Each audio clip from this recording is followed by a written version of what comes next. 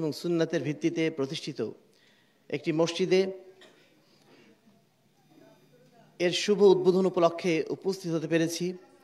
যে আল্লাহ রাব্বুল আলামিন আমাদেরকে সার্বিকভাবে নিরাপত্তা দিয়েছেন, সার্বিকভাবে আমাদেরকে এই রকম একটি মসজিদ নির্মাণ করার কাজে বা এই মসজিদের সহযোগিতায় এগিয়ে আসা তৌফিক দান করেছেন, তার উদ্দেশ্যে আমরা অন্তঃস্থল থেকে শুকরিয়া আদায় করছি। আলহামদুলিল্লাহ।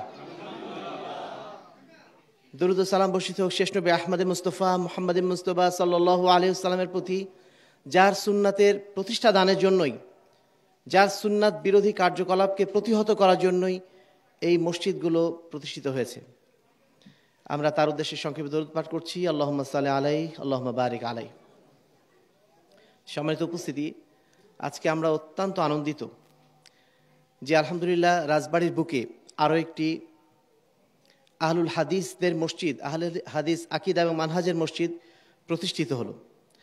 এজন্য আমরা আরও একবার শুকরিয়া আদায় করছি। আলহামদুলিল্লাহ।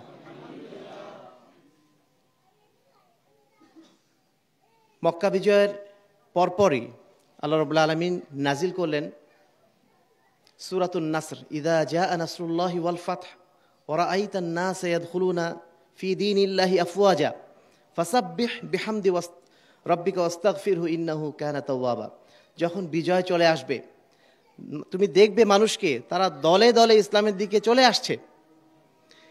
এই সময় তোমার করণীয় কি হবে? ফাসাব্বিহ বিহামদি রাব্বিকা, তুমি আল্লাহর তাসবিহ পাঠ করো এবং তার প্রশংসা বাণী উচ্চারণ করো।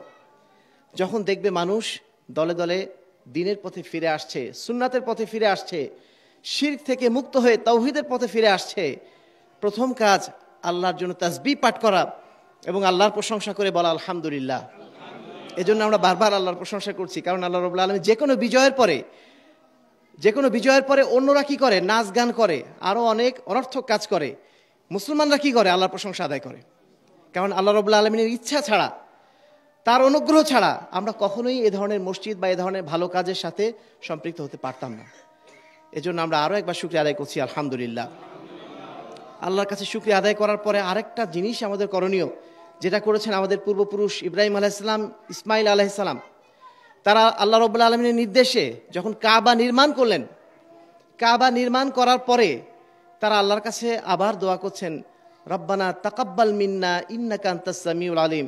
হে আল্লাহ রাব্বুল আলামিন, আমরা যে মহান কাজটি করলাম তোমার নির্দেশে, এই কাজটি যে আমরা করতে পেরেছি, তোমার কাছে দোয়া করছি তুমি যেন আমাদের কাছ থেকে আমাদের এই মহৎ কর্ম বা আমাদের এই কাজটাকে যেন তুমি কবুল করে নাও। মুফাসসিরিনে কেরাম বলছেন, একজন মুফাসসির তিনি কাঁদছেন, এই আয়াতটা পড়ার পরে তিনি কাঁদছেন। কেন কাঁদছেন? তিনি বলছেন যে ইব্রাহিম আলাইহিস সালাম, ইসমাইল আলাইহিস সালাম তিনি যে কাবা নির্মাণ করেছিলেন, কার নির্দেশে করেছিলেন? আল্লাহ নির্দেশ করেছিলেন এবং আল্লাহ বলেছিলেন তুমি এই জায়গায় মসজিদ নির্মাণ করো। সেই মসজিদ নির্মাণ করলেন, আল্লাহর নির্দেশেই করলেন। করার পরে আবার আল্লাহর কাছে বলছে, আল্লাহ আমাদের পক্ষ থেকে কবুল করে নেন। তাহলে আল্লাহর কবুলিয়াতটা কত গুরুত্বপূর্ণ একটা জিনিস। অনেক ভালো কাজ করলাম, আল্লাহ কবুল করলেন না, কোনো লাভ হলো? তাহলে কত গুরুত্বপূর্ণ একটা জিনিস। এই জিনিসগুলো কিন্তু আমরা সাধারণত এড়িয়ে যাই। আজকে যখন গাড়ি বহর নিয়ে আমরা আসছিলাম, মোটরসাইকেলের নিয়ে অনেক ভাই আসছিলেন, আমাদের দেখতে অনেক আনন্দ লাগছে, মনটা ভরে যাচ্ছে। কিন্তু সেই সাথে সাথে এই জিনিসটাও অন্তরে খেয়াল যাচ্ছে, আল্লাহ আমাদের এই কাজটা কবুল করছেন তো? আল্লাহর কাছে কবুলিয়াতটাই সবচেয়ে বেশি জরুরি, তাই না? আমরা যেন দোয়া করি আল্লাহ রাব্বুল আলামিন এই মসজিদ যে উদ্দেশ্য নিয়ে প্রতিষ্ঠিত হয়েছে এবং যারা এর পিছনে মেহনত করেছেন, আল্লাহ রাব্বুল আলামিন সবাইকে যেন কবুল করে নেন। আল্লাহুম্মা আমিন। এই দুটো কাজ আমাদের সবার আগে ছিল, এজন্য আগে আপনাদের একটু স্মরণ করে দিলাম। প্রথমে আল্লাহর প্রশংসা করতে হবে, তারপরে আল্লাহর কাছে কবুলিয়াতের জন্য দোয়া করতে হবে। তাহলে ইনশাআল্লাহ এই মসজিদটা তার লক্ষ্য পানে ইনশাআল্লাহ এগিয়ে যাবে। আল্লাহ রাব্বুল আলামিন যেন সেজন্য কবুল করে নিন। আল্লাহুম্মা আমিন। এবার আমরা আসি মূল আলোচনায়। আহলে হাদিস মসজিদ, আহলে হাদিস আকীদা মানহাজের মসজিদ, এই মসজিদগুলো কি সমাজে ফিতনা সৃষ্টি করার জন্য প্রতিষ্ঠিত হয়েছে? আমাদের কাছে মনে হচ্ছে ফিতনা সৃষ্টির জন্য প্রতিষ্ঠিত হয় নাই। আমার পাশে যে মসজিদে এখন আজান হচ্ছে, আমার জেলায় আরো যত মসজিদ আছে এই মসজিদ বাদ দিয়ে সমস্ত মসজিদের মুসল্লিদের মতে এটা একটা ফিতনা সৃষ্টিকারী মসজিদ, ঠিক না? আপনি মনে করছেন যে না ফিতনা সৃষ্টি করবে না, কিন্তু অন্যরা মনে করছেন ফিতনা সৃষ্টি করবে। এবার আমরা আসবো আসলে ফিতনা সৃষ্টি হচ্ছে নাকি এর দ্বারাই সমাজে প্রকৃত সংস্কারটা আসছে, সেটাই আজকে আমরা জানার চেষ্টা করব। সম্মানিত উপস্থিতি, আহলে হাদিস মসজিদগুলোকে আমরা বলি আমাদের মতো এই সমাজগুলোতে এক একটা হকের এক একটা আলোর মিনার। এই মসজিদগুলো হচ্ছে আমাদের জন্য একটা আল্লাহর পক্ষ থেকে বিশাল নেয়ামত। কারণ অন্ধকার চারিদিকে, যেখানে সেই অন্ধকারের মধ্যে আপনি পথ খুঁজে পাচ্ছেন না, সেই সময় দূর থেকে যদি একটা লাইট দেখতে পান কেমন আনন্দ লাগে, কেমন নিজের মতো মনে হয় যে আল্লাহর পক্ষ থেকে বোধহয় সাক্ষাৎ নেয়ামত নেমে আসলো, তাই না? এই মসজিদটা হচ্ছে আধারের মধ্যে, ঘুটঘুটে আধারের মধ্যে একটা আলোর বাতির মতো। এই নেয়ামত কি জন্য আমরা বলছি নেয়ামত? এটা প্রথম যেটা কারণ, এই মসজিদ প্রতিষ্ঠিত তাওহীদের উপরে। তাওহীদ হচ্ছে একজন ইমানদারের জন্য সবচেয়ে বড় পরিচয়। একজন মানুষের পরিচয়ের সময় আমরা খুঁজি তার বাপ দাদার পরিচয়কে, তাই না? তার বাবাকে, তার মাকে, কোন ফ্যামিলি থেকে আসছে, কোন এলাকার মানুষ। কোনো মানুষের পরিচয় জানতে চাইলে আমরা আগে জানতে চাই তার বাবার পরিচয়, তাই না? যেই লোকটার বাবার পরিচয় পাওয়া যায় না, সেই লোকটা আমার মতোই কিন্তু মানুষ, কিন্তু আমরা কি তাকে সেইভাবে সম্মান করতে পারি? তার প্রতি আমাদের সম্মান থাকে না। মনে হয় একটা কি বলবো, যদি ধরে নেই যে একটা অবৈধভাবে তার জন্ম, নিঃসন্দেহে তার সম্মানটা আমাদের কাছে থাকবে না। ঠিক তেমনই একজন ইমানদার, সে মুসলমান, তার দাড়ি আছে, টুপি আছে, সবই তার আছে, কিন্তু তার মধ্যে তাওহীদ নেই, ওই মানুষটার মূল্য আল্লাহর কাছে অনুরূপভাবে নাই। সে যতই আপনার তাহাজ্জুদ গুজার হোক না কেন, তার মধ্যে তাওহীদ নাই, মানে তার মূল্য আল্লাহর কাছে নাই। আপনি বলবেন যে একজন ইমানদার, সে আল্লাহর কথা বলছে, সে 5 ওয়াক্ত সালাত মসজিদে পড়ছে, সে সিজদা দেয়, তাকে কেন আল্লাহ রাব্বুল আলামিন মূল্যায়ন করবেন না? তার কারণ হচ্ছে, আপনাদের কাছে উদাহরণ দিলে আপনারা বুঝতে পারবেন। একজন ব্যক্তি যখন কুফরি করে, ধরেন একটা গ্লাস, একটা ভালো গ্লাস, পানিও আছে, কিন্তু সেই গ্লাসটা ভেঙে গেছে, সেই গ্লাসের মধ্যে আর কিছু থাকলো? একজন কাফের যে ব্যক্তি, তার কাছে মানুষ হিসাবে তার মূল্যায়নটা কিছুই নেই। ওই রকম যেরকম একটা গ্লাসে পানি ঢাললে যদি গ্লাসটা ভাঙা থাকে, ওই গ্লাসের কোনো মূল্য নেই, ঠিক তেমনি ওই লোকটার কোনো মূল্য নেই। ঠিক অনুরূপভাবে আরেকটা উদাহরণ দেওয়া যায়। একটা ধরেন গ্লাস পরিপূর্ণ, পানি আছে তাতে, আপনি সেটাকে একটা গ্লাস হিসাবে বা এক গ্লাস পানি হিসাবে মূল্যায়ন করবেন, কিন্তু সেইখানে যদি 1 ফোঁটা ধরে নেন প্রস্রাব পড়ে গেছে, ওই পানিটার আর কোনো মূল্য থাকবে আপনার কাছে? আপনি জেনে শুনে কখনো ওই গ্লাস থেকে পানি পান করবেন? কিন্তু ওখানে তো পানি আছে, সামান্য 1 ফোঁটা শুধু প্রস্রাব আছে, বাকিটা তো পানি ছিল। কিন্তু আপনি 130টার মধ্যেও আপনি ওই পানি কিন্তু খাবেন না, কারণ ওর আর মূল্য নেই, ওই সামান্য একটু প্রস্রাবের কারণে ওর মূল্য শেষ। ঠিক তেমনই একজন ব্যক্তি 5 ওয়াক্ত সালাত আদায় করে, সব কিছুই করে, কিন্তু তার আমলি জিন্দেগিতে শিরক আছে। সেই ব্যক্তির শিরক থাকার কারণে তার সমস্ত আমল আল্লাহ রাব্বুল আলামিন কি করে দিয়েছেন? বাতিল ঘোষণা করে দিয়েছেন। তাহলে তাওহীদের মূল্যকে আমরা বুঝতে পেরেছি। আমি উদাহরণটা আগে দিলাম এই কারণে, কারণ আপনাদের বুঝতে সুবিধা হবে। এরপর আমি আয়াতগুলো ধারাবাহিকভাবে বলতে চাইব। আল্লাহ রাব্বুল আলামিন কি বলছেন? যে আমি যত নবী পৃথিবীতে পাঠিয়েছি, সমস্ত নবী পাঠিয়েছি, উদ্দেশ্য ছিল একটাই, মানুষের কাছে তাওহীদের বার্তা প্রচার করা। তোমাকে ভালো হতে হবে, তোমাকে জেনা করা যাবে না, তুমি দুর্নীতি করো না, অথবা রাষ্ট্রে জুলুম হচ্ছে, জুলুম থেকে মানুষকে উদ্ধার করতে হবে, এই ধরনের কোনো দাবি দাওয়া নিয়ে কোনো নবী আম্বিয়া কেরাম আসেন নাই। 1,24,000 পয়গম্বর পৃথিবীতে এসেছেন বলা হয়। 1,24,000 পয়গম্বরের একজনও এই দাওয়াত নিয়ে আসেন নাই যে সমাজে এখন জুলুম চলছে, জুলুম হটায় সেখানে ন্যায় বিচার প্রতিষ্ঠা করতে হবে। এই উদ্দেশ্য নিয়ে কিন্তু কেউ আসেননি। কি উদ্দেশ্য নিয়ে আসছেন? ওয়ালাকাদ বাসনা ফি কুল্লি উম্মাতিন রাসূলা আন ইবুদুল্লাহ ওয়াজতানিবুত তাগুত। আমি সমস্ত জাতির কাছে নবী প্রেরণ করেছি, উদ্দেশ্য ছিল একটাই, মানুষকে এই বার্তা পৌঁছে দেওয়া, তোমরা শুধুমাত্র আল্লাহর ইবাদত করো, আল্লাহর দাসত্ব করো, এবং আল্লাহ বাদ দিয়ে আর যত কিছু দাসত্ব করা হয় সেগুলোকে তোমরা পরিত্যাগ করো। তাহলে সমাজ থেকে জুলুম হটানো আগে জরুরি, নাকি আল্লাহর দাসত্ব প্রতিষ্ঠা করা আগে জরুরি? কারণ আল্লাহ রাব্বুল আলামিন এই পৃথিবীর স্রষ্টা, তিনি সবকিছু সৃষ্টি করেছেন। সেই আল্লাহর প্রতি যদি কেউ জুলুম করে, তার চেয়ে বড় জুলুম আর হতে পারে না। ওমান আজলামু মিম্মান ইফতারা আলাল্লাহিল কাযিব। ওই ব্যক্তির চেয়ে জুলুমবাজ আর কে হতে পারে যে আল্লাহর উপর জুলুম করে? মানুষের উপর মানুষ জুলুম করতেই পারে, মানুষ তো দুর্বল প্রাণী, মানুষকে আল্লাহ দুর্বল করে সৃষ্টি করেছেন, মানুষ মানুষের উপর জুলুম করে ফেলে বা করবে, কিন্তু আল্লাহর উপর জুলুম কেউ করতে পারে? একজন ব্যক্তি দুনিয়াতে অন্য মানুষের উপর জুলুম করলে আমরা খারাপ দৃষ্টিতে দেখি না, কিন্তু সে যদি তার বাবা মার সাথে জুলুম করে, কেমনভাবে দেখি আমরা? নিঃসন্দেহে সেটাকে সবচেয়ে খারাপভাবে দেখি। অন্য মানুষের উপর জুলুম করলে অতটা খারাপভাবে দেখি না, কিন্তু বাবা মার উপর জুলুম করলে খারাপভাবে দেখি, কারণ বাবা মার উপর জুলুম করাটা অন্যদের উপর জুলুম করার মতো নয়। ঠিক তেমনি দুনিয়ার সমস্ত জুলুমের চেয়ে আল্লাহর উপর জুলুম করাটা আরো বেশি কঠিন। ইন্না শিরকা লাযুলমুন আযীম, নিশ্চয়ই শিরক হচ্ছে সবচেয়ে বড় পাপ, সবচেয়ে বড় জুলুম। এই কারণে তাওহীদের মূল্যটা এত বেশি।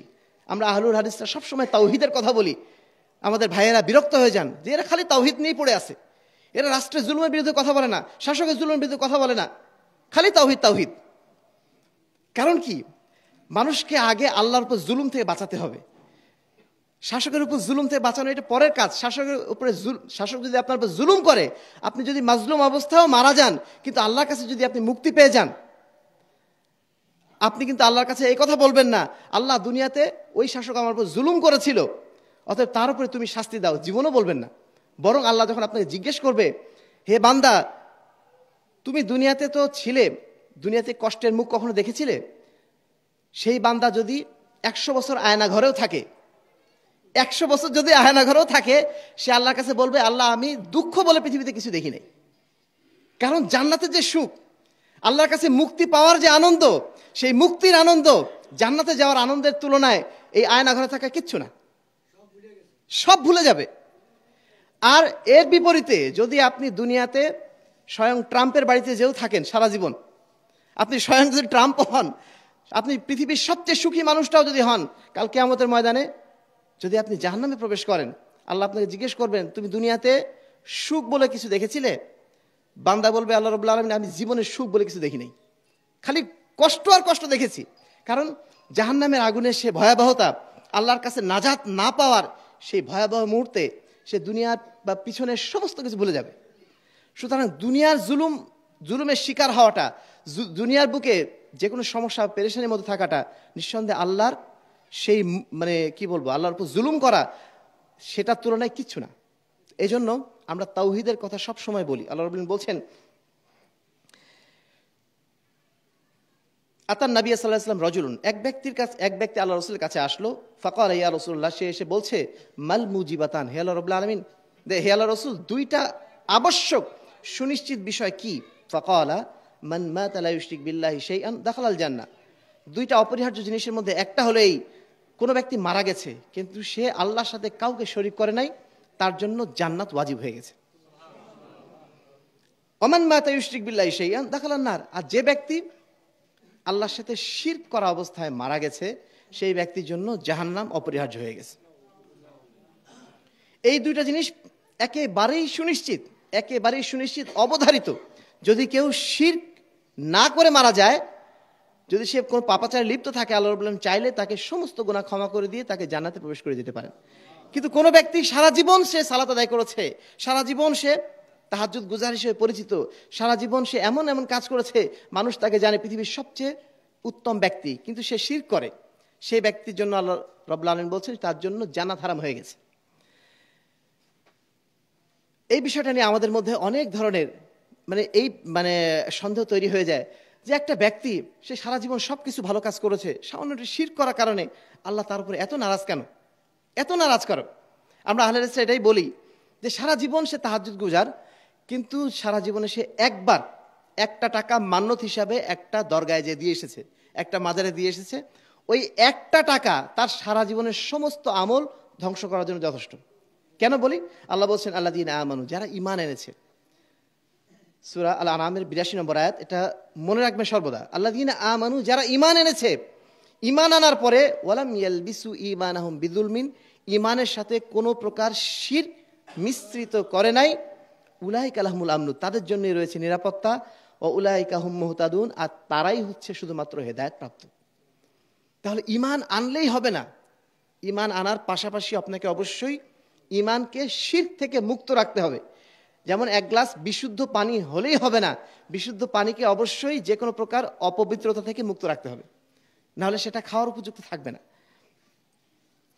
আল্লাহ বলছেন, ইন্নাল্লাহা লা ইয়াগফিরু আন ইউশরাকা বিহি ওয়া ইয়াগফিরু মা দুনা যালিকা লিমান ইয়াশা, নিশ্চয়ই আল্লাহ রাব্বুল আলামিন তার সাথে শিরক করাকে কোনো অবস্থায় তিনি ক্ষমা করবেন না। এটা বাদ দিয়ে ওয়া ইয়াগফিরু মা দুনা যালিকা লিমান ইয়াশা, এটা বাদ দিয়ে সমস্ত গুনাহ, সেটা যদি আসমান থেকে জমিন পর্যন্ত হয়, সমস্ত গুনাহ চাইলে আল্লাহ রাব্বুল আলামিন ক্ষমা করে দিতে পারেন। যদি আপনার মধ্যে শিরক না থাকে। এই জন্য শিরকের বিষয় নিয়ে আমরা এত বেশি কথা বলি।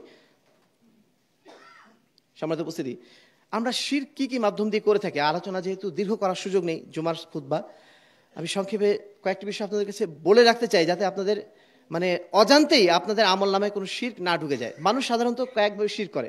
প্রথম যে শিরক করে তাওয়াসসুলের মাধ্যম দিয়ে, অর্থাৎ কাউকে মাধ্যম বানিয়ে শিরক করে ফেলে।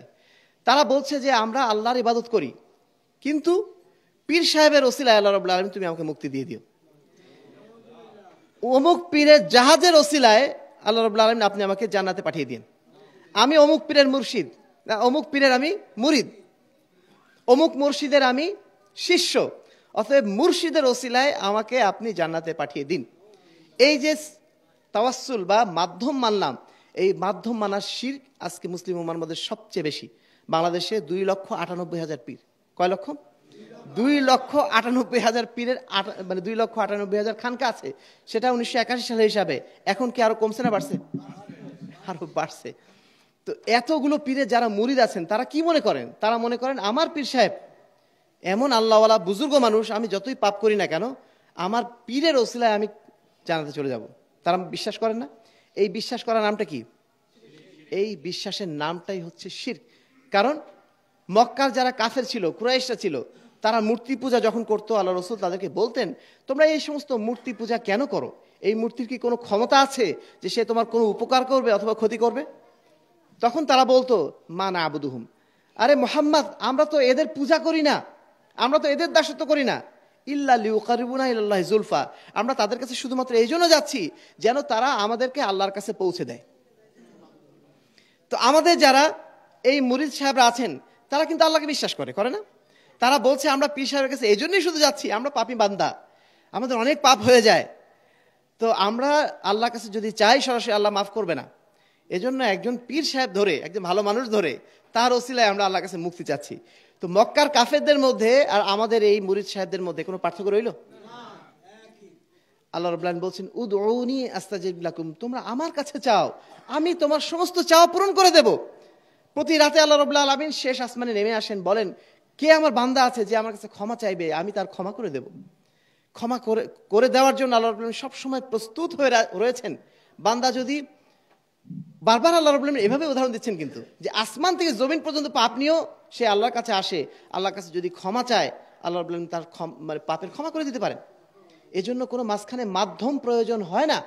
ওয়াকাফা বিল্লাহি ওয়াকিলা, আল্লাহ রাব্বুল আলামিন নিজেই ওয়াকিল হওয়ার জন্য যথেষ্ট। তারা বলে যে আমরা যেরকম আদালতে যাই, আদালতে যে সরাসরি যদি বিচারককে বলি কোনো কথা, বিচারক শুনবে না, এজন্য আমাদেরকে উকিল ধরতে হয়, উকিলের মাধ্যম দিয়ে বিচারকের কাছে যেতে হয়।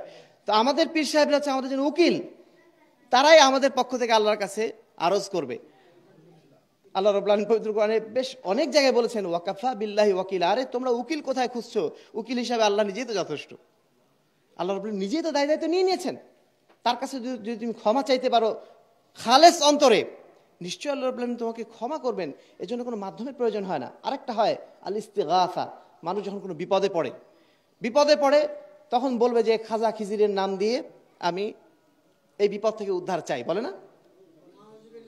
এই যে এর মাধ্যম দিয়ে, তার মাধ্যম দিয়ে এর কাছে মুক্তি চাওয়া, অমুকের কাছে মুক্তি চাওয়া, এই মুক্তি চাওয়া আমি যখন চাচ্ছি তখন আমি মনে করছি আল্লাহ বাদ দিয়েও কেউ মুক্তিদাতা আছে, তাই না? মুশকিল কুশা নাম দিয়ে কি বলবো, পাকিস্তানে আমি দেখেছি অনেক জায়গাতে মুশকিল কুশা বলা হয় পীর সাহেবদেরকে, মানে সমস্ত মুশকিলের আসানকারী, সমস্ত মুশকিল দূর করে দেয়।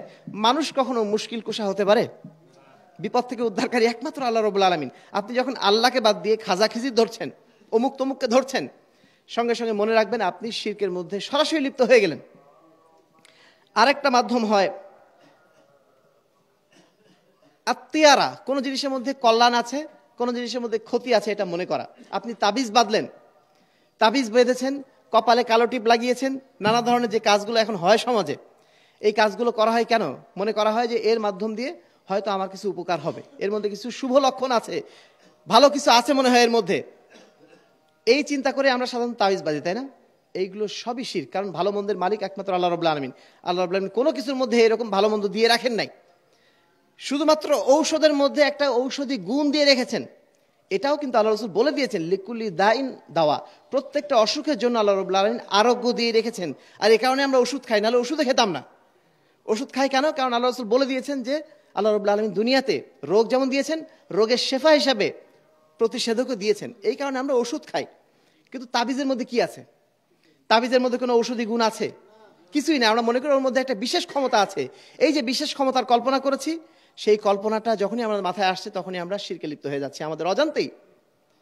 ওমা ইউমিনু আকসারুহুম বিল্লাহি ইল্লা হুম মুশরিকুন, এদের উদ্দেশ্যে আল্লাহ বলছেন যারা ঈমান এনেছে তাদের অধিকাংশই ঈমান আনার পরে আবার মুশরিক হয়ে গেছে। তা আমরা যেন মানে সর্বোচ্চ সতর্কতা অবলম্বন করি, কোনো অবস্থাতে আমাদের মধ্যে যেন শিরক প্রবেশ না করে। সম্মানিত উপস্থিতি, কিছু জিনিস আছে আমাদের মধ্যে সংস্কৃতির মাধ্যম দিয়ে, রেওয়াজের মাধ্যম দিয়ে শিরক প্রবেশ করে। যেমন এই যে শহীদ মিনার, এখন তো আর বলতে বাধা নেই, তাই না? কিছুদিন আগে বলতে একটু বাধা ছিল, এখন আর বলতে বাধা নেই। শহীদ মিনারের নামে যেগুলো স্থাপন করা হয়েছে, এই যে শহীদ মিনারগুলো যেখানে স্থাপন করা হচ্ছে, ওর নিচে কোনো ব্যক্তি কি শুয়ে আছে? ওটা একটা রডের দিয়ে, একটা ইট কাঠ পাথর দিয়ে আপনি দাঁড় করিয়ে রেখেছেন। ওর সামনে যে আপনি মাথা নত করছেন, ওর সামনে যে আপনি ফুল দিচ্ছেন, আপনার উদ্দেশ্যটা কি আসলে ওখানে? তার মানে আপনি একটা রড পাথরকে ওইভাবে আপনি সম্মান জানাচ্ছেন যেভাবে হিন্দুরা তাদের মূর্তিকে সম্মান জানাচ্ছে। একই কাজ, পার্থক্য শুধু শহীদ মিনারে আর মূর্তিতে। তা আপনি যে ওর সামনে সম্মান জানাচ্ছেন, এই সম্মান কি ওই মৃত লোকটা বুঝতে পারে? তাকে যে ফুল দিলেন ওই মৃত লোকটা বুঝতে পারছে? একজন মুসলিম হয়ে আপনার এইটুকু বিবেক হলো না যে আমি একটা পাথরের সামনে যে ফুল দিচ্ছি, তার সামনে সম্মান জানাচ্ছি? এর চেয়ে একজন মুসলিমের জন্য লজ্জাস্কর কাজ আর কি হতে পারে? একজন মুসলমান যার মাথা সে শুধুমাত্র আল্লাহর কাছে নত হয়, পৃথিবীর কোনো মানুষের কাছে, পৃথিবীর কোনো বস্তুর কাছে যার মাথা কখনো নত হতে পারে না, সেই মস্তককে আপনার নত করেই নিচ্ছে, শহীদ মিনারের নাম করে আপনার মাথাটা নত করে নিচ্ছে। আপনি বুঝতেই পারছেন না যে আপনি শিরকের মধ্যে লিপ্ত হয়ে যাচ্ছেন। সমাজ উপস্থিতি, একটা ঘটনা আপনাদের বলতে হয়। আমাদের মধ্যে একজন ভাই জনাব আব্দুল আজিজ, সিরাজগঞ্জে বাসা তার বাসায় গেলাম। উনি বলছেন, আমি এর পূর্বে একটা বড় রাজনৈতিক দলের একজন বড় ক্যাডার ছিলাম। আমি হজে গেলাম 2003 সালে। যাওয়ার পরে আমি আল্লাহর কাছে বললাম যে হে আল্লাহ রাব্বুল আলামিন, আমি যেন আগামী জিন্দেগিতে আর কখনো তোমার বিরুদ্ধাচারণা না করি। এই কথাটা বলে এসেছিলাম। আসার পরে দেশে আসলাম, তারপরে স্বাভাবিকভাবে দলীয় কার্যক্রমের অংশ হিসাবে আমি 21শে ফেব্রুয়ারিতে যে শহীদ মিনারের সামনে যে দাঁড়ালাম, সবার সাথে ফুল দিতে এগিয়ে গেলাম। ঠিক তখনই আমার অন্তর থেকে একটা যেন ধাক্কা আসলো যে আমি যা আল্লাহর কাছে বলে এসেছি, আল্লাহ তোমার বিরুদ্ধে বা তোমার বিরোধী কোনো কাজের সাথে যেন আমি আর জড়িত না হই। আজকে আমি যে ফুল দিচ্ছি, আমি কাকে ফুল দিচ্ছি আসলে? আমি যে সম্মান করছি, মাথা নিচু করছি, আমি যে খালি পায়ে ওখানে উঠছি, কারে আমি সম্মান করছি? ওটা তো একটা ইট কাঠ পাথর ছাড়া আর কিচ্ছু না। সেই সময় আমার যে অন্তর ধাক্কাটা আসলো, আমার পুরো শরীরটা যেন কেঁপে উঠলো। সঙ্গে সঙ্গে আমি সেখান থেকে নেমে এসে বাড়িতে চলে আসলাম এবং সেই দিন থেকে আমি তওবা করলাম, না আমি এই সমস্ত দলের সাথে আর নাই। আলহামদুলিল্লাহ, তিনি সেই দিন থেকে মুক্ত হয়ে গেলেন সেই সমস্ত কার্যক্রমের সাথে। আমাদের মধ্যে এখানে যারা আছেন, অনেকে আছেন যারা শিক্ষকতা করেন। শহীদ মিনার তাদের প্রত্যেকটা স্কুলে এখন লাগানো, তাই না? ওখানে যে আপনাদেরকে হয়তো বাধ্য করা হয়েছে বা হবে। আপনারা কি আপনাদের অন্তরে কখনো কি এই বিষয়টা জাগে যে যারা অন্তত গেছেন ওখানে, তাদের অন্তর কখনো জেগেছে যে কাজটা আমার ঠিক হচ্ছে না? কখনো কি জেগেছে? হয়তো আমাদের মধ্যে অনেকে জেগেছে, আবার অনেকে না বুঝেই মনে করছেন এটা একটা রেওয়াজ করছি। কিন্তু দয়া করে আজকের দিনের পর থেকে আর জীবনে কখনো এই ধরনের কাজে ইনশাল্লাহ আমরা লিপ্ত হব না। রাজি আছেন ইনশাল্লাহ? যে কোনো মূল্যে আমাদের শিরক থেকে বাঁচতে হবে। কারণ একজন মুমিনের সবচেয়ে বড় সম্পদ হচ্ছে তাওহীদ। এই তাওহীদকে সংরক্ষণ করাটা আমাদের সবচেয়ে জরুরি কাজ। দুনিয়ার সমস্ত সম্পদ চলে যাক, তাওহীদ যেন না যায়। সবচেয়ে গুরুত্বপূর্ণ সম্পদকে আমরা কি করি? ঘরের মধ্যে সবচেয়ে গোপন জায়গায় রেখে দিই, যেন ওটা কেউ নষ্ট করতে না পারে, সেটা যেন কেউ চুরি করতে না পারে। আমার তাওহীদ, আমার ঈমান, এর চেয়ে মূল্যবান জিনিস আর নেই। এই তাওহীদ এবং ঈমানকে যেন কোনো অবস্থাতে কেউ চুরি করে না নিতে পারে, এজন্য আমাদের সতর্ক থাকতে হবে না? সম্মানিত উপস্থিতি, তাওহীদের উপরে দায়েম এবং কায়েম মসজিদগুলো হচ্ছে আহলুল হাদিস মসজিদ। এই কথাগুলো যখন আমরা মানুষকে বলি, তখন তারা বলে কি এরা ফিতনা সৃষ্টি করছে। আল্লাহ রাব্বুল আলামিন ভাষায় বলতে হয় আলা ফিল ফিতনাতি সাকাতু, তারা তো নিজেরাই ফিতনার মধ্যে পড়ে আছে। উল্টো তারা বলছেন যে ফিতনার মধ্যে আমরা পড়ে আছি। এগুলো কেন বলছেন? তারা আসলে না বুঝে বলছেন, না জেনে বলছেন। একজন মানুষ ইচ্ছা করে জেনে শুনে কখনো সে জাহান্নামে যেতে চায়? কখনো যেতে চায় না। পৃথিবীর সবচেয়ে নিকৃষ্ট ব্যক্তিকে আপনি জিজ্ঞেস করেন, তুমি কি জান্নাতে যেতে চাও না জাহান্নামে যেতে চাও, সে নিশ্চিত বলবে আমি জান্নাতে যেতে চাই। যিনি মুশরিক তিনি আসলে মানে জাহান্নামে যাওয়ার জন্য শিরক করেন না, তিনি আসলে না বোঝার কারণেই শিরকটা করেন। তারা যদি বুঝতে পারতেন নিঃসন্দেহে এই কাজে তারা লিপ্ত হতেন না। এই জন্য আমরা আপনাদের প্রতি আহ্বান জানাই, সমাজের প্রতি আহ্বান জানাই, যারা এখনো পর্যন্ত ভুল ধারণা করে বসে আছেন তাদের প্রতি আমাদের বিনীত আহ্বান, আমরা ফিতনা সৃষ্টি করার জন্য আসি নাই। সমাজের বুকে ফিতনা সৃষ্টি করা আমাদের মোটেও উদ্দেশ্য না। উদ্দেশ্য একটাই, আল্লাহ রাব্বুল আলামিনের তাওহীদের প্রতি যেন আমরা টিকে থাকতে পারি।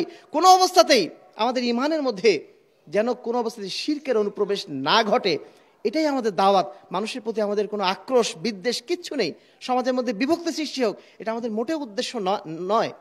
আল্লাহ রাসূল যখন এসেছিলেন মক্কার বুকে, আসার পরে কুরাইশরা বলছিল মুহাম্মাদুন কাদ ফারাকাল জামা। আমরা তো ভালোই ছিলাম, সবাই মিলে মূর্তি পূজা করতাম, নানা ধরনের রেওয়াজ অনুষ্ঠান করতাম, কেউ আমাদের বাধা দিত না। মুহাম্মদ এসে আমাদের মধ্যে কি সৃষ্টি করলো? আমাদের জামাতটাকে ভেঙে দিল, আমাদের মধ্যে বিভক্তি সৃষ্টি করে দিল। তো আপনি যখন সমাজে কোনো ভালো কথা বলবেন, সমাজের সংস্কারের জন্য আপনি চেষ্টা করবেন, তখন সেই সমাজে আপনি কি হয়ে যাবেন? ফিতনাবাজ। সেই সমাজে আপনি হয়ে যাবেন ফিতনাবাজ। অথচ আপনি কিন্তু চেষ্টা করছেন সংস্কার করার। সংস্কার কেউ সহজে হতে চায় না। প্রত্যেকটা সমাজে, এটা আজকে না, আদম আলাইহিস সালাম থেকে শুরু করে কিয়ামত পর্যন্ত যত পৃথিবীতে আপনি দেখবেন যেখানে ফিতনা, সেখানে ফিতনা আপনি দূর করতে যান, আপনার প্রথম লক্ষ্য হবে কি? আপনি হচ্ছেন ফিতনা সৃষ্টিকারী, ফিতনাবাজ। আহলে হাদিস আন্দোলন বাংলাদেশ এদেশের বুকে প্রথম আলহামদুলিল্লাহ এই যে দলবদ্ধভাবে 5 ওয়াক্ত সালাতের পরে যে মোনাজাতটা হয় না, এটাকে আমরা সুন্নাত বলি না বেদাত বলি? এটাকে আমরা বেদাত বলি। তো এই কাজটা যখন আহলুল হাদিস আন্দোলন বাংলাদেশ, বিশেষ করে মোহতারাম আমির জামান প্রফেসর ডক্টর মোহাম্মদ আসাদুল্লাহ আল গালিব প্রথম সারা দেশের বুকে একটা মানে বলা যেতে পারে একটা জোরালো প্রচারণা চালালেন, তখন তাকে বলা হয়েছিল ফাত্তান, তিনি হচ্ছেন ফিতনা সৃষ্টিকারী। আহলে হাদিস আন্দোলন বাংলাদেশকে এখনো বলা হয়, আহলে হাদিস সমাজে বলা হয় এরা ফিতনা সৃষ্টিকারী। কেন বলা হয়? কারণ এরা সবসময় শিরক এবং বেদাতের বিরুদ্ধে রুদ্র কঠোর, কোনো অবস্থায় তারা এক্ষেত্রে শিথিলতা দেখায় না। আমরা যখন বলি যে এই প্রচলিত রাজনীতির মধ্যে গণতন্ত্র আছে, এই শিরকি তন্ত্রের সাথে কোনো মুসলমান কখনো আপোষ করতে পারে না, তখন আমাদের কি বলা হয়? এরা সব বাইরের লোক, সমাজের ভিতরের লোক না।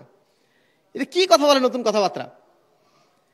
কিন্তু একজন মুসলমান, তিনি মুসলিম হয়ে যিনি লা ইলাহা ইল্লাল্লাহ কালেমা বলেছেন, তিনি কখনো এই কালেমা বলতে পারেন যে জনগণই সার্বভৌম ক্ষমতার অধিকারী? দুই কালেমা, দুই স্কুলের বার্তা। একটা হচ্ছে পশ্চিমাদের নাস্তিকবাদী স্কুলের কথা, আরেকটা স্কুলের কথা হচ্ছে লা ইলাহা ইল্লাল্লাহ কালেমার কথা। আমরা কোন স্কুলের লোক? আমরা হচ্ছে লা ইলাহা ইল্লাল্লাহর স্কুলের লোক। আমাদের মুখ দিয়ে কখনো জনগণ সার্বভৌম ক্ষমতার অধিকারী এই কালেমা উচ্চারিত হতে পারে? গণতন্ত্রের মূল কালেমাটা কি? মূল কালেমাই তো এটা, জনগণই সার্বভৌম ক্ষমতার অধিকারী। জনগণ যা বলবে তাই। জনগণ যদি বলে সুদ হালাল, সুদ হালাল। জনগণ যদি বলে জেনা হালাল, জেনা হালাল। আপনার তো আমার তো কিছু করার নেই। আপনি মনে করছেন আমি গণতন্ত্রের মাধ্যম দিয়ে ক্ষমতায় চলে গেলাম, তাই কি হলো? সমস্ত জনগণ যদি আপনার বিরুদ্ধে রায় দেয়, আপনি কিছু করতে পারবেন?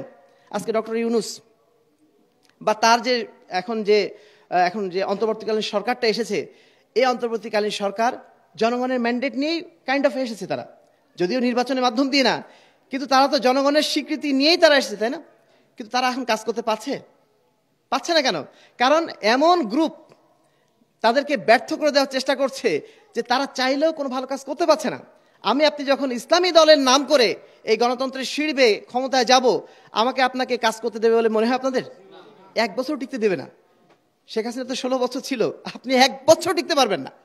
আপনাকে তাড়িয়ে বের করে দেবে এখান থেকে। আপনি ঠিক একইভাবে পালাবেন যেভাবে বিগত সরকার পালিয়েছে, কারণ পরিবেশটা এরকম। এজন্য আমরা বলি যে আজকে যদি ডক্টর ইউনূসের জায়গায় ডক্টর গালিবও ক্ষমতায় যেতেন, তিনি কিচ্ছু করতে পারতেন না। তিনি যদি বলতেন যে 2,98,000 পীর আছে বাংলাদেশে এবং এতগুলো মাজার আছে বাংলাদেশে, মাজারের সংস্কৃতি ইসলামে নাই, এই কথা যদি তিনি বলতেন, এই 2,98,000 পীরের যারা অনুসারী তারা কি বসে থাকতো? সারা দেশ থেকে যে তারা বঙ্গভবনে যে হামলা চালাতো, 1 সেকেন্ডও টিকে থাকতে দিত না। তার মানে আপনি ওখানে যে জীবনের সত্য কথা বলতে পারবেন না। আপনি বলেন ঠিক আছে তোমরা তোমাদের মতো থাকো, আমরা চেষ্টা করি দেখি, একটু আস্তে আস্তে হবে। এই আস্তে হবে করতে করতে আপনি জীবনেও কখনো এই শিরকের উচ্ছেদ ঘটাতে পারবেন না। এটি হচ্ছে গণতন্ত্র। এই গণতন্ত্রের মাধ্যম দিয়ে ক্ষমতায় যাওয়ার জন্য আপনি পাগল মনে করছি কিছুটা তো ভালো হবে। কিছু ভালো হবে মানে কি? কিছু ভালো তো একজন কাফেরের মাধ্যম দিয়ে হয়। আমার দেশের চেয়ে সুইডেনে যে রাষ্ট্রীয় কাঠামো আছে সেখানে মানুষের প্রতি অত্যাচার করা হয় না, তাই না? তো সেখানে শান্তি প্রতিষ্ঠা করার জন্য কাফেরই তো যথেষ্ট ছিল, কাফের যথেষ্ট আছে, তাই না? সেখানে আপনার আমার যাওয়ার কোনো দরকার আছে? আজকে বাংলাদেশে শান্তি প্রতিষ্ঠা করার জন্য একজন কাফের যদি আসে, সে যদি ভালো হয়, সেও শান্তি প্রতিষ্ঠা করতে পারবে। কিন্তু শুধু শান্তি প্রতিষ্ঠা করার জন্য ইসলাম আসে নাই। ইসলাম কি জন্য এসেছে? আল্লাহর দাসত্ব প্রতিষ্ঠা করার জন্য। যতক্ষণ আল্লাহর দাসত্ব প্রতিষ্ঠিত না হচ্ছে, আপনি শান্তিতে থেকে লাভটা কি হবে? আপনি শান্তিতে থাকলাম 20 বছর 30 বছর, তারপরে আখিরাতে যদি জাহান্নামে যাই, আখিরাতে যেয়ে যদি আমি জাহান্নামে চলে যাই, তাহলে আমার আপনার এই শান্তিতে থাকার কোনো লাভ হলো? সম্মানিত উপস্থিতি, আমরা এই জন্য তথাকথিত ওয়েলফেয়ার স্টেট, কল্যাণ রাষ্ট্র প্রতিষ্ঠার জন্য কাজ করি না। আমরা যতটুকু কাজ করতে চাই, আমাদের যতটুকু সময় রয়েছে, প্রতিটা সময় আমরা ব্যয় করতে চাই তাওহীদ প্রতিষ্ঠার মেহনতে। যদি আমাদের সাথে একজন লোকও থাকে, এটা আমাদের জন্য যথেষ্ট। হাজার হাজার লক্ষ লক্ষ মানুষ আমাদের প্রয়োজন নেই। সম্মানিত উপস্থিতি, দ্বিতীয় যে বিষয়টি আমরা উল্লেখ করতে চাইব আজকে, সেটি হচ্ছে আহলুল হাদিস মসজিদগুলোর দ্বিতীয় যেটা নেয়ামত, সমাজের জন্য কেন নেয়ামত, এরা সবসময় সুন্নাত প্রতিষ্ঠার জন্য কাজ করে। তাওহীদ প্রতিষ্ঠার একটা সাইড আছে, সেটা হচ্ছে বিশ্বাসগত দিক। আর আমলগত দিক দিয়ে আল্লাহ রাসূল সাল্লাল্লাহু আলাইহি ওয়াসাল্লামের সুন্নাত আমাদের সামনে সর্বোত্তম আদর্শ, তাই না? আমরা যেই কাজই করি, সকালে ঘুম থেকে ওঠার পর থেকে রাতে আবার ঘুমাতে যাওয়ার আগ পর্যন্ত যে যতটুকু কাজ করি, প্রতিটা কাজ একটা আদর্শ নিয়ে করি, একটা চিন্তাধারা থেকে করি। সেই চিন্তাধারা, সেই আদর্শ কার সাথে মিলতে হবে? অবশ্যই আল্লাহ রাসূল সাল্লাল্লাহু আলাইহি ওয়াসাল্লামের সাথে। লাকাদ কানা লাকুম ফি রাসূলিল্লাহি উসওয়াতুন হাসানাহ, তোমাদের জন্য উত্তম আদর্শ রয়েছে আল্লাহ রাসূল সাল্লাল্লাহু আলাইহি ওয়াসাল্লামের মধ্যেই। আমাদের প্রত্যেকটা কাজ হতে হবে আল্লাহ রাসূলের নির্দেশনা অনুযায়ী। আল্লাহ রাসূল সাল্লাল্লাহু আলাইহি ওয়াসাল্লাম যেভাবে দেখিয়ে দিয়েছেন সেইভাবেই করব। আল্লাহ রাসূল সাল্লাল্লাহু আলাইহি ওয়াসাল্লাম টিটকারির শিকার হতেন মদিনার ইহুদিদের কাছে। ইহুদিরা বলতো যে, হে মুহাম্মাদের অনুসারীরা, হে মুসলমানরা, তোমাদের রাসূল কেমন রাসূল, এই রাসূল পেশাব পায়খানা পর্যন্ত করা শেখায়। টিটকারি করতো। তো যেই রাসূল আমাদের পেশাব পায়খানা পর্যন্ত কিভাবে করতে হয় এটা শিখিয়ে দিয়েছেন, তিনি কি আমাদের রাজনীতি করা শেখান নাই? আমাদের ইসলামী পলিটিক্যাল রাজনীতিক যারা আছেন, তাদের জন্য আমাদের আফসোস, আমাদের কষ্ট হয়। এখানেও আছেন অনেকে, আমি জানি। তাদের প্রতি আমাদের আফসোস এই জন্যই যে তারা এখনো মনে করছেন যে না, রাজনীতির এই আদর্শটা আল্লাহ রাসূল দিয়ে যান নাই আমাদেরকে। এই জন্য আমাদেরকে আব্রাহাম লিঙ্কনের কাছে যাওয়া ছাড়া কোনো গতি নাই, মনে করেন না? না হলে আপনারা কিভাবে গণতন্ত্রের কাছে আত্মসমর্পণ করলেন? কিভাবে আপনারা প্রচলিত রাজনীতির কাছে আত্মসমর্পণ করলেন আর বলছেন যে না, এটা ছাড়া আমাদের উপায় নাই? তার মানে কি আল্লাহ রাসূল এই জায়গায় হেদায়েত দিয়ে যান নাই? আল্লাহ রাসূল এই জায়গায় আমাদের পথ দেখিয়ে দিয়ে যান নাই? 1,24,000 পয়গম্বর, তারা আমাদের পথ দেখিয়ে দিয়ে যান নাই। এই জন্য আমাদের বাধ্য হয়ে পশ্চিমাদের কাছ থেকে ধার করে নিয়ে এই ফর্মুলায় আমাদের কাজ করতে হচ্ছে। বলুন নাউজুবিল্লাহ মিন যালিক। দয়া করে আল্লাহ রাসূলের উপর এই অপবাদটা দেবেন না। আপনারা যা খুশি করছেন করেন, কিন্তু আল্লাহ রাসূলের নামে এই অপবাদ দেবেন না। এই জায়গায় যদি আপনারা ব্যর্থ হয়ে যান, কালকে আমাদের ময়দানে ব্যর্থ হবেনই, দুনিয়াতেও আপনারা ব্যর্থ হবেন, হতেই থাকবেন। তার বাস্তবতা আপনারা দেখছেন। মানে কি বলবো, নির্বাচনের পর নির্বাচন চলে যায়, 2-4টা সিট নিয়ে খুব লাফালাফি করেন। ইসলামের কয়টা কাজ আমরা করতে পেরেছি? এই জন্য কিচ্ছু করতে পারি নাই। কয়েকটা জায়গায় হয়তো কমিশনার হয়েছেন, কয়েকটা জায়গায় হয়তো কি বলবো মেম্বার হতে পেরেছেন। এই মেম্বার হওয়া, কমিশনার হওয়া, এইটা আমাদের মূল কাজ না। সম্মানিত উপস্থিতি, আল্লাহ রাসূল সাল্লাল্লাহু আলাইহি ওয়াসাল্লামের সুন্নাত আমাদেরকে অবশ্যই প্রতিষ্ঠা করতে হবে জীবনের প্রত্যেকটা ক্ষেত্রে। সেটা আমরা সালাত আদায় করি, আমাদের সালাতটা কার তরিকায় হতে হবে? সল্লু কামা রাআইতুমুনি উসাল্লি, তোমরা সেভাবেই সালাত আদায় করো যেভাবে আমাকে সালাত আদায় করতে দেখেছো। নাকি কোনো মাযহাবের তরিকায়? আমাদের সমাজে সুন্নাতকে কিভাবে অস্বীকার করা হয় দেখেন। যে আমাদের ভাইয়েরা তারা মনে করেন যে আল্লাহ রাসূল সাল্লাল্লাহু আলাইহি ওয়াসাল্লাম সবচেয়ে সম্মানের পাত্র, তার জন্য তারা জীবনটা দিয়ে দেবেন। যদি বলা হয় আল্লাহ রাসূলের জন্য আপনি কি করতে পারেন, আমাদের সমাজে খুব কম মুসলমানই আছে যারা বলবেন এই কথা যে আমি আমার জীবনটা পর্যন্ত দিয়ে দিতে পারি। কেউ যদি মক্কা মদিনায় যায়, আমরা বলে দেই কি, আমার সালামটা আল্লাহ রাসূলের রওজায় যে পৌঁছে দিও। রাসূলের নাম শুনলেই চোখে চুমু দেই, কত কি করি। কিন্তু সেই রাসূলের আদর্শ মানার জন্য, সেই রাসূলের সুন্নাত মানার জন্য যদি বলি যে আল্লাহ রাসূলের সুন্নাত অনুযায়ী সালাত আদায় করো, সঙ্গে সঙ্গে কি বলা হয়? আমার মাযহাবে নাই, আমার বুজুর্গ কম জানতেন, আমার এলাকার অমুক আলেম এত বড় আলেম ছিলেন, কম জানতেন। এই কথাগুলো বলা শুরু হয়ে যায় না? এই জায়গায় তখন আর আল্লাহ রাসূলের নাম নেই। অথচ এই জায়গাতে আল্লাহ রাসূল সাল্লাল্লাহু আলাইহি ওয়াসাল্লাম সবচেয়ে বড় আদর্শ আমাদের দিয়ে গেছেন। আজকে আমরা যখন বাংলায় খুতবা দিচ্ছি না, আজকে আমরা পাশে মসজিদে বাংলায় খুতবা হচ্ছে, ওনারা দেন বয়ান, ওনারাও দেন খুতবা, তার নাম হচ্ছে বয়ান। তারা খুতবার অংশ মনে করেন না ওটাকে, নতুন একটা জিনিস তাদের বানাতে হয়েছে। তারা মনে করেন খুতবায় বাংলায় কথা বলা যায় না, খুতবায় শুধু আরবিতে কথা বলতে হয়। অথচ আল্লাহ রাসূল সাল্লাল্লাহু আলাইহি ওয়াসাল্লাম, আল্লাহ কি বলছেন, যে প্রত্যেক নবীকে আমি পাঠিয়েছি তার স্ব কওমের ভাষায় দিন প্রচার করার জন্য। আল্লাহ রাসূল সাল্লাল্লাহু আলাইহি ওয়াসাল্লাম যেহেতু আরবি ভাষী ছিলেন, তিনি কি বাংলা ভাষায় কথা বলবেন? এই জন্য তিনি আরবি ভাষায় খুতবা দিয়েছিলেন। আরবি ভাষায় খুতবা দিয়েছিলেন, এই জন্য তারা মনে করেন যে আমাদেরকেও আরবি ভাষায় খুতবা দিতে হবে। অথচ তারা, আল্লাহ রাসূল তো অন্য সময় আরবিতে কথা বলতেন। তা আপনি এই মসজিদের বাইরে যে আবার বাংলায় কেন কথা বলেন? আপনি আরবিতে কথা বলছেন না কেন? ওই জায়গায় তারা অন্য ভূমিকা নিচ্ছেন।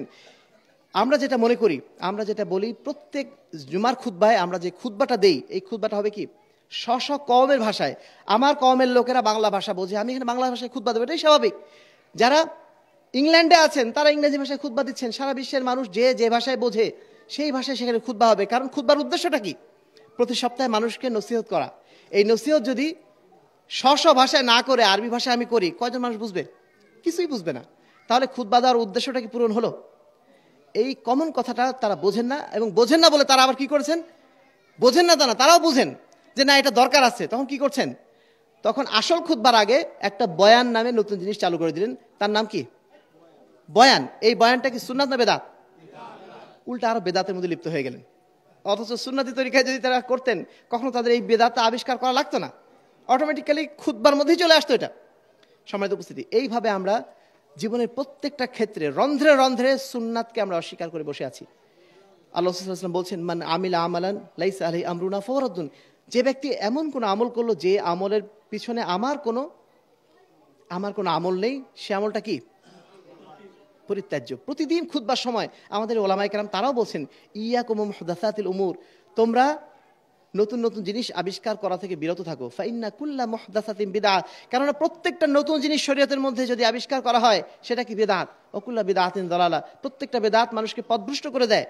ওকুল্লা দালালাতিন ফিন্নার, আর পথভ্রষ্ট হওয়া মানে সে নিঃসন্দেহে জাহান্নামের পথের পথিক হয়ে যাবে। সম্মানিত উপস্থিতি, আমি আলোচনা দীর্ঘায়িত করতে চাই না। এই বিষয়ে আলোচনা আপনারা অনেক শুনেছেন, শোনেন। মূলত যে বিষয়টা আমরা বোঝাতে চেয়েছি, যে আহলুল হাদিস মসজিদগুলো সমাজের জন্য নিয়ামত এই কারণে যে এই মসজিদগুলোতে তাওহীদ এবং সুন্নাতের কথা হয়। এই মসজিদগুলো শিরক এবং বেদাতের বিরুদ্ধে কথা বলা হয়। এই জন্য এই মসজিদগুলো এক একটা সমাজের এক একটা নিয়ামত।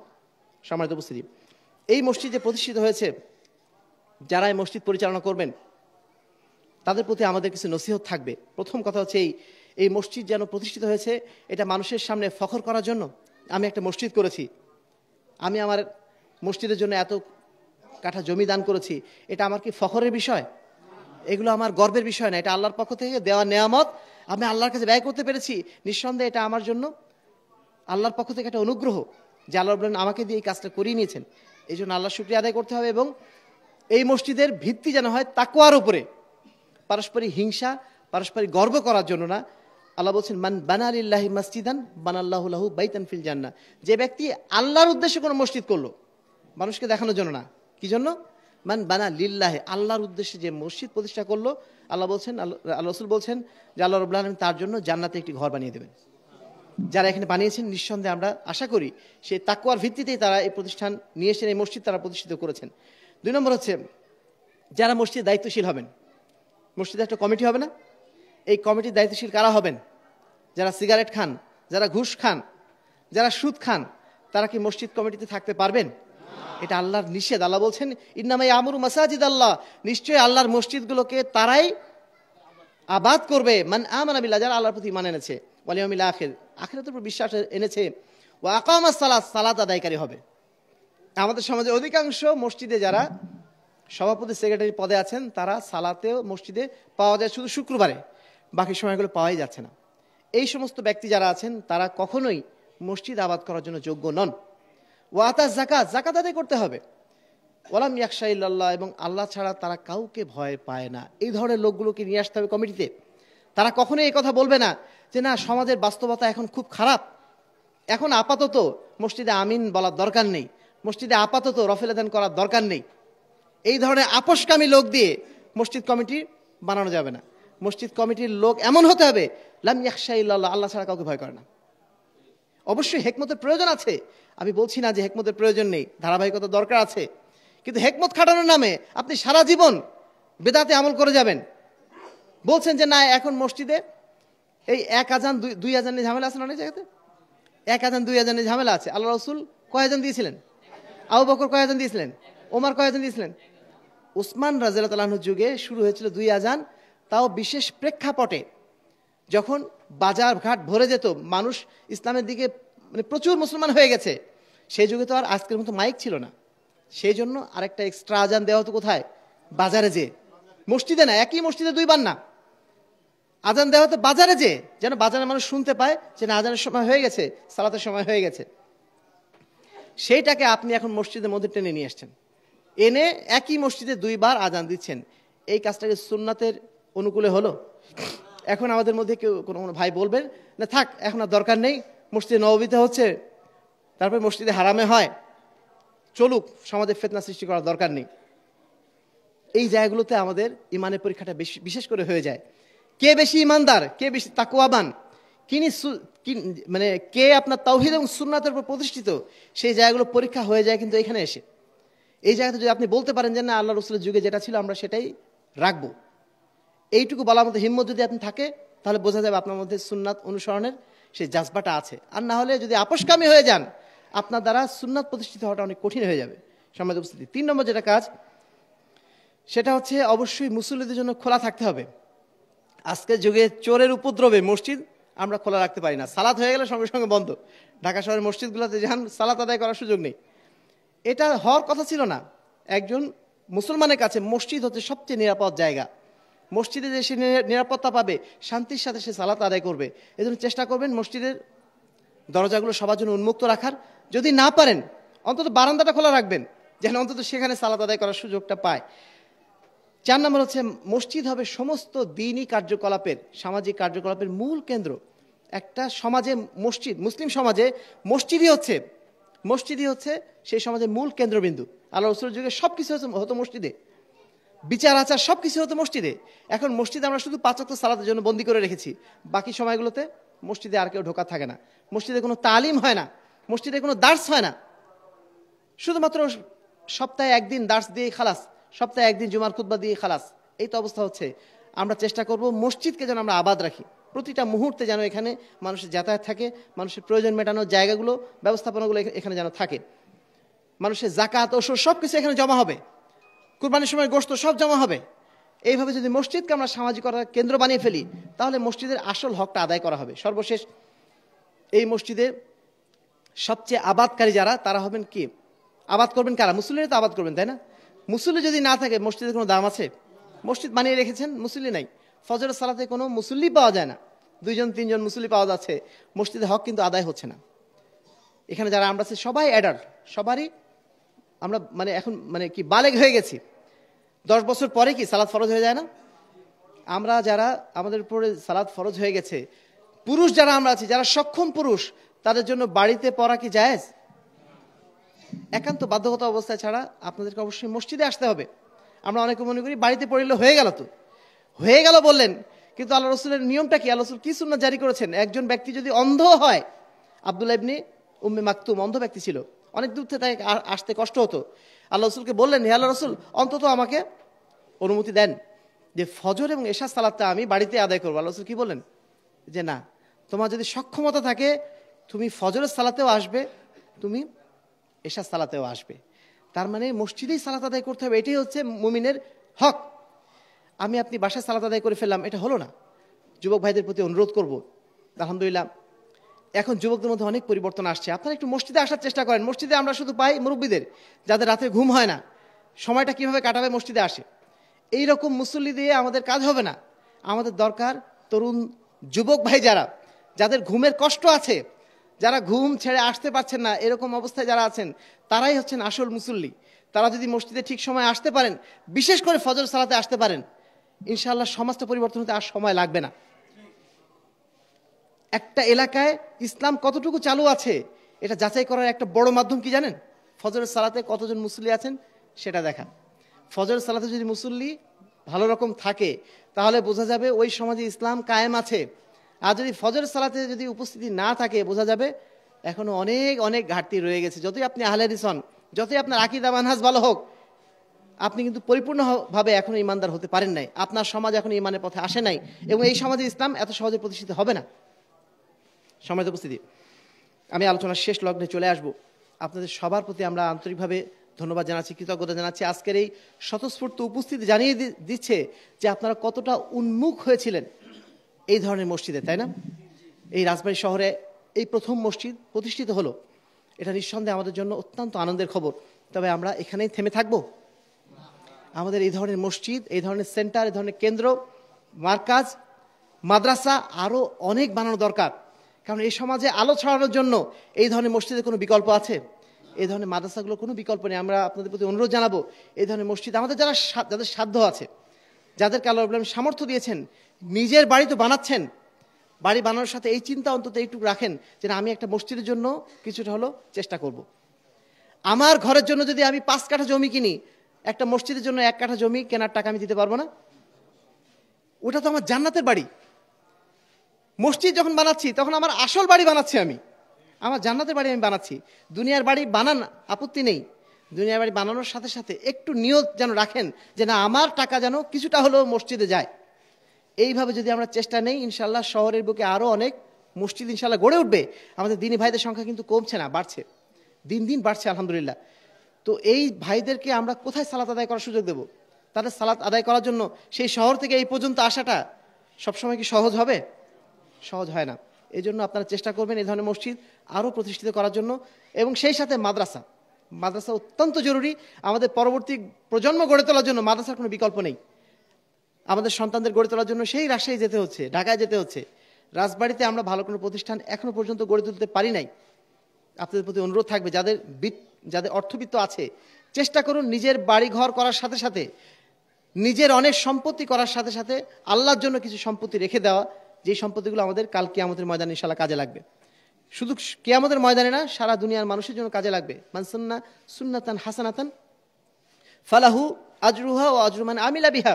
যে ব্যক্তি কোনো একটা ছোট্ট কাজ, ভালো কাজ করে গেল এবং তার ভালো কাজ দেখে আরও অনেকে উদ্বুদ্ধ হয়ে সে ভালো কাজটা করলো, তাহলে সমস্ত মানুষের আমল নামায় যত আমল বা সওয়াব যুক্ত হয়েছে, সমস্ত সওয়াব আমল নামাতে এসে যুক্ত হবে ইনশাআল্লাহ। এই জন্য আজকে যে ভাই, যে ভদ্রলোক বা যারা এই মসজিদ আজকে প্রতিষ্ঠার উদ্যোগ নিয়েছেন, তারা এমন একটা কাজ করে গেছেন যেটা তাদের জন্য আজীবন একটা সাদাকায়ে জারিয়ার একটা উৎস হয়ে যাবে ইনশাআল্লাহ। কারণ তাদের এই কর্মের দ্বারা অনেক মানুষ উৎসাহিত হবেন যে না, এখানে যখন হয়েছে আরও এক জায়গায় হবে ইনশাআল্লাহ, উৎসাহিত হবেন মানুষ। এইভাবে যেন আমরা পরস্পরের সহযোগিতা এগিয়ে আসি এবং এই ধরনের মসজিদ মার্কাজ প্রতিষ্ঠার জন্য যেন আমরা উদ্যোগ গ্রহণ করি। এবং সর্বশেষ যে বিষয়টি বলবো সেটি হচ্ছে, আমাদের একটা এই ধরনের প্রতিষ্ঠানগুলো করতে গেলে সবচেয়ে যে জিনিসটা দরকার সেটা হচ্ছে আমাদের পারস্পরিক ঐক্যের জায়গাটা ঠিক রাখা। আমরা যদি বিভক্ত হয়ে যাই, আমাদের দ্বারা এই ধরনের বড় বড় কাজগুলো কিন্তু করা সম্ভব হবে না। এই জন্য আল্লাহ রাব্বুল আলামিন সবসময় আমাদেরকে উৎসাহিত করছেন, ওয়াতাসিমু বিহাবলিল্লাহি জামিআ ওয়ালা তাফারাকু, তোমরা আল্লাহর রজ্জুকে সবাই মিলে আঁকড়ে ধরে থাকো এবং পরস্পর বিভক্ত হয়ে যেও না। যত আমরা বিভক্ত হব আমরা তত দুর্বল হয়ে যাব, যত আমরা ঐক্যবদ্ধ হব তত বেশি আমরা শক্তিশালী হব, তত বেশি আমরা ভালো কাজগুলো সহজভাবে করতে পারবো। এই জন্য আমাদের ইউনিটি, আমাদের ঐক্যটা খুবই জরুরি। ঐক্য 2 প্রকার। এক ধরনের ঐক্য হচ্ছে আকীদার ঐক্য। আকীদার ঐক্য মানে আমরা সবাই আহলুল হাদিস, তাই না? আমরা সবাই তাওহীদ এবং সুন্নাতের কায়েল, তাওহীদ এবং সুন্নাতের পক্ষে আমরা কথা বলি, শিরক এবং বেদাতের বিরুদ্ধে কথা বলি। সেই জায়গা থেকে আমরা সবাই পরস্পর আকীদার ভাই, তাই না? এই আকীদার ভাইরা যখন সামাজিক ভ্রাতৃত্ব গড়ে তুলবেন, আকীদার দ্বিতীয় প্রকার হচ্ছে সামাজিক ঐক্য। একটা হচ্ছে আকীদার ঐক্য, আর একটা কি সামাজিক ঐক্য। আকীদার ঐক্য আছে কিন্তু সামাজিক ঐক্য নেই, ওই ঐক্যটা কিন্তু বেশি দিন টিকবে না, পরস্পর বিচ্ছিন্ন আমরা থেকেই যাব। যেমন এই মসজিদে আসলাম, সবাই মিলে এসছি মাশাআল্লাহ, সবাই কিন্তু একই আকীদার লোক, কিন্তু সালাত আদায় করলাম সবাই যার যার মতো একা একা। যদি আমরা সবাই যার যার মতো সালাত আদায় করি, এই জামাতটাকে জামাত বলা যাবে? এটাকে ঐক্যবদ্ধ শক্তি বলা যাবে? কখন বলা যাবে? যখন একজন ইমাম নিয়োগ করব। ইমামের পিছনে আমরা যখন সবাই মিলে একসাথে একই নিয়মে সালাত আদায় করব, তখনই এটা মানে সঠিক অর্থে জামাত হলো। ঠিক একইভাবে আমরা ওটাই বোঝাতে চাচ্ছি, আমাদের যেমন আকীদার ঐক্য আছে আলহামদুলিল্লাহ, সেই আকীদার ঐক্যটা আমাদের সামাজিক জায়গাতেও নিয়ে আসতে হবে। এই সামাজিক ঐক্য যখন সাধন হবে, তখনই আমরা কাজগুলো ভালোভাবে করতে পারবো। আমাদের ভাইরা অনেকে ভুল বোঝেন আমাদের। আমরা যখন বলি যে না, আমাদেরকে ঐক্যবদ্ধ হতে হবে, সংঘবদ্ধ হতে হবে, জামাতবদ্ধ হতে হবে, তখন তারা মনে করেন এরা বোধহয় দলাদলি করছে, এরা বোধহয় ফেরকাবন্দি করছে। অথচ আল্লাহ রাব্বুল কি বলছেন, ওয়ালতাকুম মিনকুম উম্মাতুন ইয়াদউনা ইলাল খায়র ওয়া ইয়া'মুরুনা বিল মারুফ ওয়া ইয়ানহাউনা আনিল মুনকার। তোমাদের মধ্যে অবশ্যই একটা দল থাকা চাই যারা মানুষকে কল্যাণের কাজে আহ্বান জানাবে, মানুষকে অসৎ কাজ থেকে নিষেধ করবে, যারা সৎ কাজের আদেশ দেবে। তো সৎ কাজের আদেশ দেওয়া, অসৎ কাজ থেকে নিষেধ করার জন্য আমাদের ঐক্যবদ্ধ হওয়া, দলবদ্ধ হওয়া জরুরি নয়? আল্লাহই তো বলে দিচ্ছেন, আল্লাহই বলে দিচ্ছেন তোমাদেরকে অবশ্যই দলবদ্ধ হতে হবে। এই দলবদ্ধ হওয়া যখন হবে ইসলামের জন্য, দ্বীনের জন্য, তখন এটাকে দলাদলি বলা যাবে? তাহলে আল্লাহ রাসূল সাল্লাল্লাহু আলাইহি ওয়াসাল্লাম কি করেছিলেন? তিনি কি দলাদলি করেছিলেন? তিনি সাহাবায়ে কেরাম যে জামাত গড়ে তুলেছিলেন, এই জামাত কি দলাদলি জামাত ছিল? কেন আপনারা দলাদলি মনে করছেন এটাকে? হকের পক্ষে যখন কোনো শক্তি গড়ে ওঠে, সেটার নাম দলাদলি না, সেটা নিঃসন্দেহে হকের প্রয়োজনই, হককে প্রতিষ্ঠা করার জন্যই, হকের পক্ষে একটা শক্তি সেটা। যদি আপনি সেটাকে দলাদলির জন্য ব্যবহার করেন, সেটা আপনার দায়, সেটা দলের দায় না, সেটা আপনি করছেন। আপনার অন্যায়ের কারণে আপনি পুরো জামাতবদ্ধ জীবনটাকেই একদম বিনষ্ট করে ফেলবেন। এটা অত্যন্ত দুঃখজনক এবং আত্মঘাতী একটা কাজ, যেই কাজে আমাদের অনেক আহলুল হাদিস ভাইরা এখন জড়িত হয়ে পড়েছেন। আমি এখানে আসার পরেই শুনলাম যে আমাদের মধ্যে অনেক ভাই যারা আলহামদুলিল্লাহ দাওয়াতি কাজে যুক্ত ছিলেন এক সময়, কিন্তু এখন সব বিচ্ছিন্ন হয়ে গেছেন যার যার জায়গা থেকে। তারা মনে করেন যে না, সংগঠন করা হারাম। আমরা তাদের প্রতি বিনীত অনুরোধ জানাবো, দয়া করে আপনারা একটু পড়াশোনা করুন। শুধুমাত্র ফতোয়া দেখেই দৌড় দিয়েন না, আপনারা একটু বোঝার চেষ্টা করুন, জানার চেষ্টা করুন, সমাজের অবস্থা বোঝার চেষ্টা করুন, সমাজ সংস্কৃতি সম্পর্কে একটু আইডিয়া নিন। শুধুমাত্র ফতোয়া দিয়ে দুনিয়া চলে না, আপনি বুঝতে হবে আসলে কোন ফতোয়া কোন জায়গায় কাজে লাগে। যখন আপনি দলাদলির কাজে লাগাচ্ছেন, পরস্পর বিরোধিতার কাজে আপনি সংঘবদ্ধ হচ্ছেন, সংগঠন করছেন, সেটা নিঃসন্দেহে বাতিল। আমরা এই কথা বলি যে কোনো কোনো সময় মসজিদ প্রতিষ্ঠা করা যেমন ফরজ, কোনো কোনো সময় মসজিদ প্রতিষ্ঠা করা আবার হারাম। কখন হারাম? যখন আপনি একটা মসজিদ প্রতিষ্ঠা করছেন, আপনার পাশে আরেকটা মসজিদ আছে, ওই ভাইয়ের সাথে আপনি গন্ডগোল করে আপনি চাচ্ছেন যে না, ওই ভাইয়ের মসজিদে আমি আর যাবো না, আমাকে তাহলে কি করতে হবে? আরেকটা মসজিদ করতে হবে। এই মসজিদ করাটা কি ফরজ না হারাম? এটাকে কি বলে? মসজিদে জেরার। মসজিদ প্রতিষ্ঠা করাও হারাম হয়ে যায় যখন আপনার উদ্দেশ্য ঠিক থাকবে না। কিন্তু আপনার উদ্দেশ্য যদি ঠিক থাকে, যদি আপনি হকের জন্য জামাত গঠন করেন, সেটা আপনার করা অত্যন্ত জরুরি। কোন ফতোয়া কোন জায়গায় আছে এটা যদি আপনার আইডিয়া না থাকে, তাহলে জিহাদের জায়গায় আপনি জঙ্গিবাদের মধ্যে জড়িত হয়ে যাবেন, জঙ্গিবাদের জায়গায় জিহাদে জড়িত হয়ে যাবেন, উল্টাপাল্টা হয়ে যাবে। সমাজের উপস্থিতি, আমি আলোচনা আর আগাবো না, শুধু আপনাদেরকে ইঙ্গিত দিয়ে রাখলাম। আমাদের যেমন আকীদার ঐক্য আছে, ঠিক তেমনই সামাজিক ঐক্যও জরুরি। যদি সমাজের সত্য জিনিস প্রতিষ্ঠা করতে হয়, হক প্রতিষ্ঠা করতে হয়, আমাদেরকে সামাজিক শক্তি অবশ্যই রাখতে হবে। আল্লাহ বলছেন, ওয়াইদু লাকুম মাসতাতাতুম মিন কুওয়া, তোমরা সাধ্যমতো তোমাদের জন্য শক্তি অর্জন করে নাও।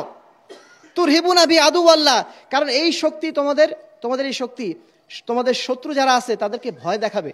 তোমরা যখন শক্তিশালী হবে, তখন কাফের সম্প্রদায়, যারা বাতিল সম্প্রদায়, তারা ভয় পাবে না।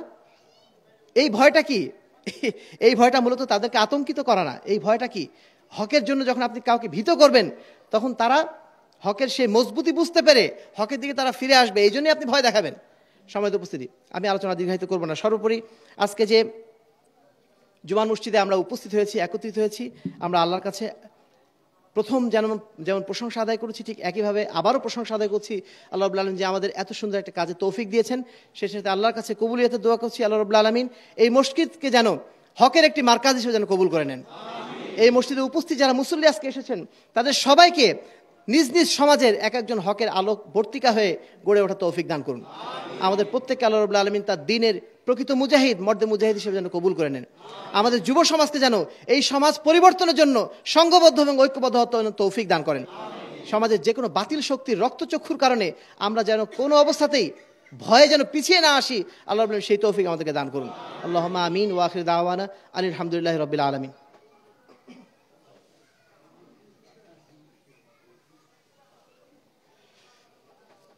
ইন্নাল হামদালিল্লাহ নাহমাদুহু ওয়া নাস্তাঈনুহু ওয়া নাস্তাগফিরুহু ওয়া নু'মিনু বিহি ওয়া নাতাওয়াক্কালু আলাইহি ওয়া নাউযু বিল্লাহি মিন শুরুরি আনফুসিনা ওয়া মিন সাইয়্যাতি আ'মালিনা মান ইয়াহদিহিল্লাহু ফালা মুদিল্লা লাহু ওয়া মান ইউদ্লিলহু ফালা হাদিয়া লাহু ওয়া নাশহাদু আল লা ইলাহা ইল্লাল্লাহ ওয়া নাশহাদু আন্না মুহাম্মাদান আবদুহু ওয়া রাসূলুহু।